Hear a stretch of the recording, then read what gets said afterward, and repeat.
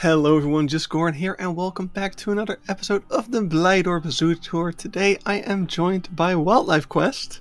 Hello, hello. Back again for another episode because you really wanted to join us for the Crocodile River and the Congo Rainforest. So that's what we're going to be looking at today. So, any reason you wanted to join for this episode in particular? Oh, crocodilians and okapis. Both some of my favorite animals, so yeah. Fair enough. Well, it's nice that they're in a centralized position for you then. Yep. Because we are entering right away and we have some awesome African theming. There is some crocodilian props over here, as well as some African props, African crocodilian props even. And we immediately get a view into the house that we're about to enter with the African spurred tortoise habitat over here right away. Very, very cool. So, I remember recalling somewhere that this building has, of course, a history. I know that the Okapi building, I know what that used to be, but I don't know the exact history of this building. I think this used to have... Oh, what was it? I remember someone telling me about Blijdorp used to have some kind of animal that was really cool. I was like, oh, well, where were they then? And it was this building, but I don't remember what animal it was. Now I am intrigued. Yeah, I should look that up and put it on screen. But regardless, we are in a tropical building, and it's always very, very hot in here. You can see on the ceiling there are these cloth things, these curtains that they can close, like sunshades, that's what I'm looking for. As well as our first crocodilian over here, we have the slender snouted crocodile. And I love these guys. They are very cool. Yeah, you don't see them very often, right? It's usually Nile crocodile or critically endangered, I believe, so it's very cool to see them. Yeah, absolutely. I also love the habitat itself. We are actually, this is like a river, and you can see the water flowing in from that wooden / netted area. That's actually water flowing in from the other crocodile enclosure, so it's all connected and it's super, super cool. And here we can get another view of the spur tortoises and their habitat. But we're moving on along these boardwalks. There is actually a crocodile in the bushes here. Always nice. Over here we have also a bunch of birds flying around this building. So signed over here is a snowy crowned robin-chat, purple glossy starling, and what we're looking at right now is the violet turco. Very beautiful bird. I never realized there were birds in this building. I've even seen a suburb starling in here at some point. Oh. I think there's just a chance that they fly in from the Okapi area maybe. I don't know how it's connected exactly. But it's pretty cool, and it shows with crocodilians, birds and crocodilians definitely don't matter too much together. But a big feature of this enclosure is this over here. This happens a lot. Like, there's this little perch over here. There's also a basking lamp, which is probably why you'll often see a crocodile here.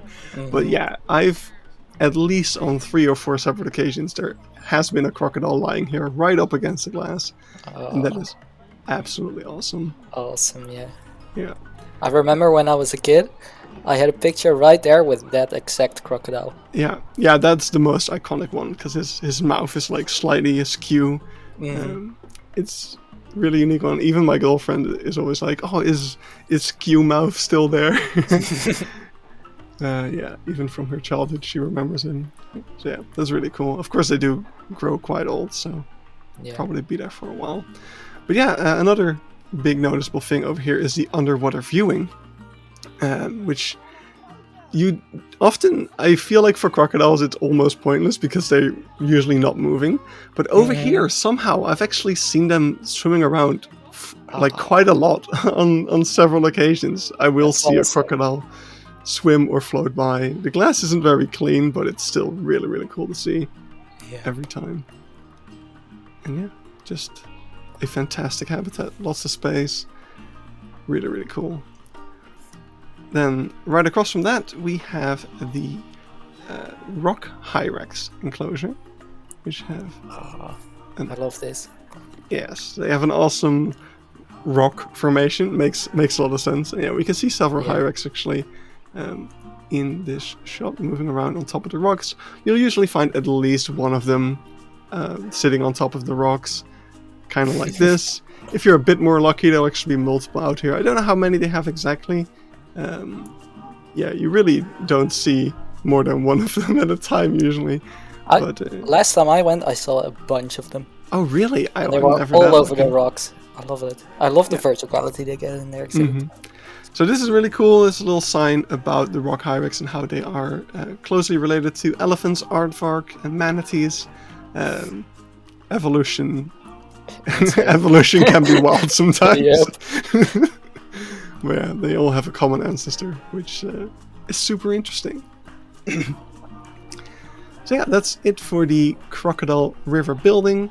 There's a small transition area over here as we're getting into the Congo Rainforest with a bunch of terrariums, including this one, which is for the locust or the crickets. Did you get into the bowl? Of course, we're gonna go into the bowl. That's like the main feature of this place. Yeah, you can put your head inside of that bowl and you can see the locust kind of crawling around you, which is definitely very interesting. It's really cool. I like it a lot. Then on this side there is also a enclosure for the Rufous elephant shrew, and I don't know when this was added, this sticker thing, but that's of course to give the elephant shrews a bit more privacy, a bit more cover. But yeah, you are still able to see them pretty frequently. I generally see them probably about 50% of the times I go here. There you can see one crawling around. They are super cute. Absolutely love these animals. So yeah, then one awesome thing about this as well is just the backgrounds and things. These are really well constructed exhibits in my opinion. Yeah. Really big fan of these. Yeah. They fit in very well with the rest of the Crocodile River area. Yes, exactly. Nice. Yeah, Blijdorp has really nice exhibits in general. I feel like some zoos... I should probably mention this is for the Beldabb's lizard and the pancake tortoise, which we can actually see one in the rocks, like at the bottom, center bottom. There's usually a pancake tortoise jammed in there. But yeah, Blijdorp has really, really nice exhibits in general. There's a lot of zoos that have like very straight exhibit with boring backgrounds, like just cork or not even, just plastic backgrounds. Blijdorp really does go the extra mile with all the faux rocks, and yeah, it's super, super nice. Big fan. So, a bunch of education about kopjes, which is the type of rocks that we can see around here, especially in the rock hyrax exhibit. There's also another window over here that you can view the rock hyrax from. What's also cool is we can see kind of the plants in the water here are inside of like pots, which I always thought was interesting. Like they're not actually planted there quite yet. Oh wow! But from the bridge you barely can tell, which is really fun. But yeah, now we're entering the Congo Rainforest, and this is of course the Okapi area. But this is actually a completely netted over area because there's also free flying birds in here, and there is a whole bunch of them. There are like, I don't even know if I want to name them all because I'll just be sitting here naming birds for 2 minutes straight. Like, it's so many. But yeah, just a bunch of starlings, mouse birds, bee eaters, teals, turacos, tons of stuff. And yeah, we've got these little elevated viewing points that we can admire all of those birds from. There's a bunch of natural trees here. Probably have to trim that quite frequently to make sure it doesn't grow outside of the netting. Oh yeah. But yeah, it's a really cool structure actually, this aviary. Yeah, and, I love that there's just an Okapi exhibit inside the aviary. Yeah. I mean, all the birds flying around the Okapis really makes you feel like you're in the Congo Rainforest. Yeah, it's super cool. And it's really quite lush. It's very nice. And the Okapis still have quite a lot of space. They have 2 separate yards for them as well. And then what we'll see in a moment as we'll get to the indoor area. I really like how the indoor area feels very, very similar to the outdoor area. So it's really, it really blends together quite well. And it feels like one big area, which is very nice. And yeah, there's several several of these viewing points. Also over here, we've actually got kind of an access point for like a car. We can even see the car tires over there. Oh, yeah, wow. these planks of this fence can actually be removed, and over here is also a big gate that the keepers could enter from, which of course is pretty important, that your habitats are accessible. Very practical. Yep. Also in the background, I don't know if I show it very well in this video, but in the background in the Okapi stall we can actually see that red thing in the center over there. I think that's a transport crate. So there might have been crate training one of the Okapi at this time. I'm not exactly sure when this was recorded. It's probably earlier this year. Yeah, I don't know. Okapi might have moved around that time. I don't know. Antwerp is the species coordinator for the Okapi, so they would know. But yeah, here we have the second yard. Really quite nice. I love this viewing point. Yeah, it's super cool. And there's more cool stuff to it. One of which is the education sign. So this is European turtle dove. Very cool. But this over here has the education for all of the different birds. And it's a little book that you can flip through and read about all the different birds. I love this stuff like this. Oh yeah, that's very nice. It's super cool, yeah. So we got the suburb starling, so the barn swallow, spurfowl, yeah. Super cool. Not gonna show them all. So more cool education over here is about the Democratic Republic of Congo, about like all the issues in the country and how that affect the animals as well. Also about how the Okapi were discovered, and over here we have the forest of stories, where you can hear voices talking about the Okapi as you're walking through this forest. It's a bit out there. It's definitely a unique, interesting way to approach education, I think. Definitely. I don't often see people standing in here for a very long time now, so I don't know just how effective it is, but it's definitely really cool. Yeah. Seems like a cool addition. Definitely, yeah. So yeah, moving further along the bridge, along the second habitat, we're slowly moving towards the indoor area. There isn't a whole lot more to see here. Like we can see just a bunch more viewing points. There's also, I haven't pointed out yet, around each of the viewing points, which pretty much is this little kind of binocular box where you can look into and see some information about one of the species of bird. It will show like, oh, the bee eater is this and that. Like over here we can see one of them. Oh yeah. They're pretty cool. That's just something that kids... I love how the Okapi could just basically walk right up to you. Yeah. Yeah, if they want to. Of course, they're very shy animals, so they probably wouldn't do it. But they can definitely get really up close, which would be a really unique and cool experience. But yeah, those binocular things are definitely pretty cool. Kids are... It's such a clear, like, oh, hey, you can do something with this. Like, it's very inviting to see, like, an obvious binocular type thing. Like, I feel like the average person's curiosity will definitely be piqued by that, and they will have a little look inside and maybe learn something. So, that's really cool. And yeah, now we're heading to the indoor area, and yeah, I mentioned earlier the old purpose of this building. It's pretty interesting. Recently, it was announced that the butterfly house, the Amazonica building, is probably going to be demolished or something. It's not quite known yet, but the future is unsure of what's going to happen to the building now that the roof is pretty much completely broken. And it was during these discussions that I learned that this building actually used to be the old butterfly house. Really? So wow.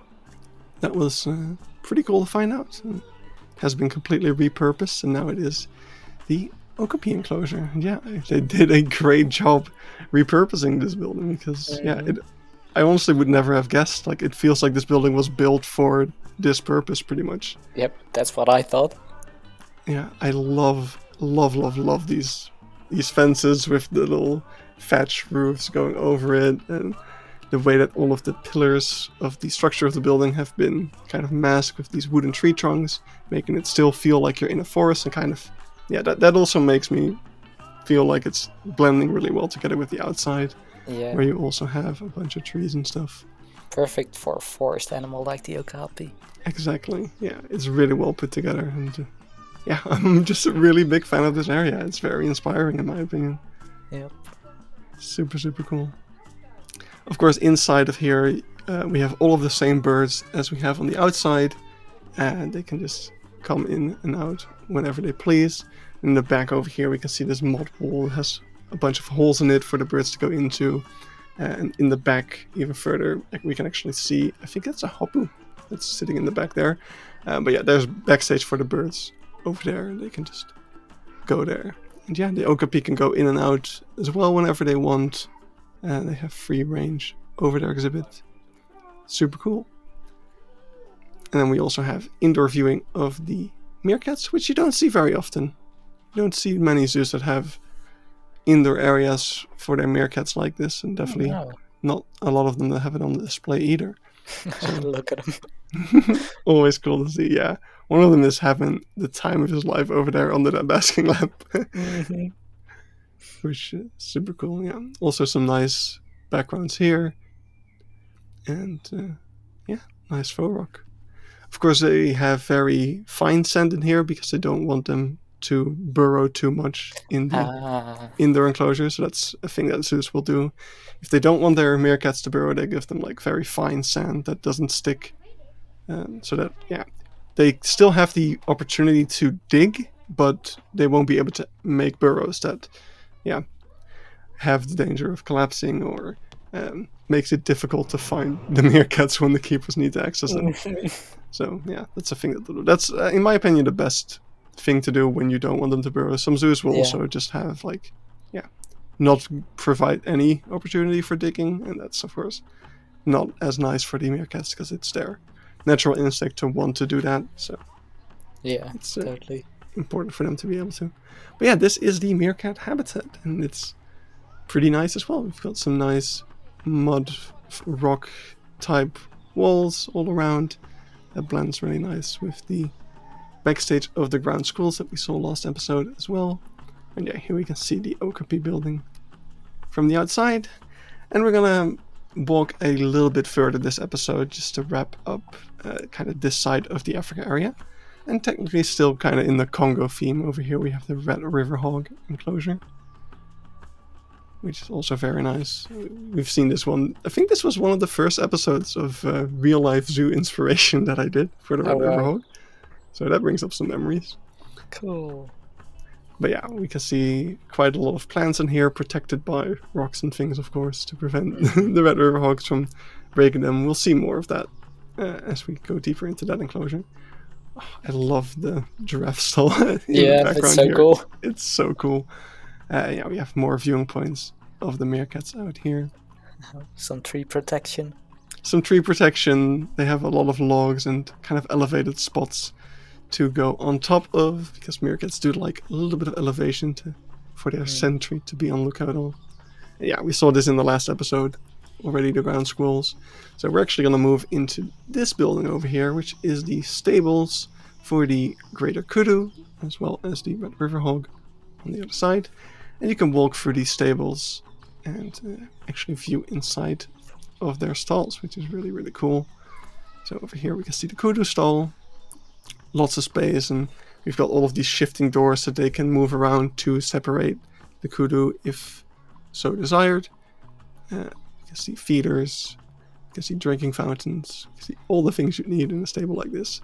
The shape of this building is just so interesting with all the curves. This is one of those classic Blijdorp buildings. Yeah, very, very much classic Blijdorp. And then on this side we've got the Red River Hog stable. Again, shifting doors, they can close off certain bits of the enclosure if so required. And in the back we can also see some bins, we can see rakes, we can see hoses, we can see a fire extinguisher. All sorts of things that you need to take into account when designing any building, pretty much. Yeah. And then over here, this door is super interesting. It's like a rotating door or something. I really don't quite understand how it works, but it's super cool. And then over here we got the kind of backstage holding of the kudu. Oh, cool. Where they can be away from the giraffes. And I love this little path over here. Just through all the greenery and lushness. It's really quite nice. And yeah, and then we've got the other viewing point of the red river hog over here. And what's interesting here is the kind of concrete, going down to this viewing point. I think that's also to prevent the red river hogs from digging around the fence at the viewing point or something. Oh yeah, makes sense. And yeah, continuing on, just where it transitions here to a little wooden boardwalk. It's so, just these little bits, like, yeah, I don't know why they decided to change up the path here, but it's just a nice little detail that, it definitely adds something. One more view. Also the red river hogs? Yeah, this is still the red river hogs, so they have got a huge enclosure over here. And there is over here some kind of way to connect it to the African buffalo as well. I don't think I've ever seen that open, but they've got opportunities to connect those two habitats, which really could make it even better. But yeah, and over here there's some education again about the Congo and about logging and other threats to the rainforest ecosystem. Nice. And then we get to this beautiful little fountain over here, and this is where I'm going to point out some symmetry again. So, as you know from previous episodes, this entire classic area of the zoo is symmetrical, and the fountain that we're looking at right now is kind of mirrored by the fountain next to the tufted deer enclosure next to the Chinese garden. So if you were to look at the map, these two fountains would kind of mirror each other there. So yeah, pretty interesting stuff. Yeah, love that about Blijdorp. And how it still feels, all these areas still feel so immersive, but when you look from above, it's symmetrical.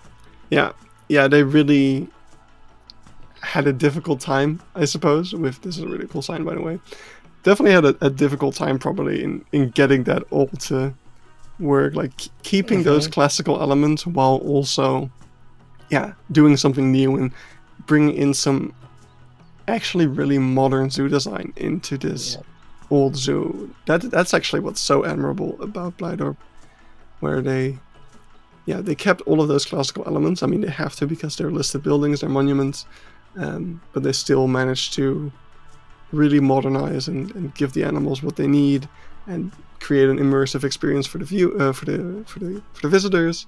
It's so cool. Yeah, over here we're looking at the other Savannah yard. So this one is for the North African ostrich and the Chapman zebra. And there's several locations where you can get really up close to this ostrich, which is just super, super cool. That's when you start to realize just how tall those animals actually are. It's very imposing. I love that little creek between the two Savannah exhibits. Yes, it is so, it blends together so well. And from certain angles it looks like it's just one big enclosure. But the animals are definitely separated and can get to each other. But it just works so well. Also, we've got some nice shade structures, many natural trees, and a lot more stuff around here.